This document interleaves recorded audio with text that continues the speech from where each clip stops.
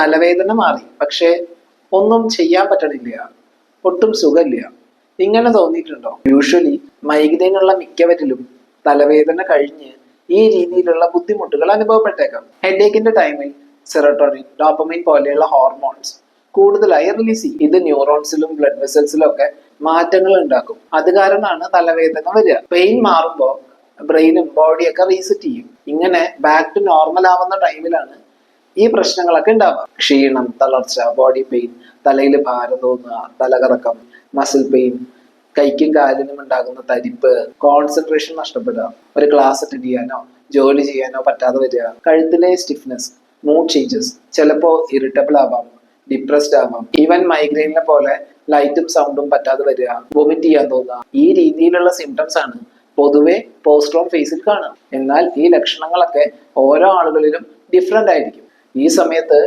വേദന മാറിയെന്ന് വെച്ച് കൂടുതൽ എക്സേർട്ട് ചെയ്യുമ്പോൾ മൈഗ്രെയിൻ തിരികെ വരാനും ചാൻസ് ഉണ്ട്. ഇങ്ങനെ വരുമ്പോൾ നന്നായിട്ട് വെള്ളം കുടിക്കുക, ആവശ്യത്തിന് ഭക്ഷണം കഴിക്കുക, റെസ്റ്റ് എടുക്കുക. ഇത് ബ്രെയിനും ബോഡിയും റിക്കവർ ചെയ്യാൻ ഹെൽപ്പ് ചെയ്യും. ഇതൊക്കെ ചെയ്തിട്ട് മാറുന്നില്ല, കൂടുതലായി ബുദ്ധിമുട്ടുകളൊക്കെ വരുന്നുണ്ടെങ്കിൽ പ്രോപ്പറായ ട്രീറ്റ്മെന്റ് എടുക്കുക. മൈഗ്രെയിനിൽ തലവേദന കഴിഞ്ഞ് നിങ്ങൾക്ക് എന്തെങ്കിലും ബുദ്ധിമുട്ടുകൾ അനുഭവപ്പെടുന്നുണ്ടോ എങ്കിൽ അത് ഏതൊക്കെയെന്ന് താഴെ കമന്റ് ചെയ്യുമല്ലോ.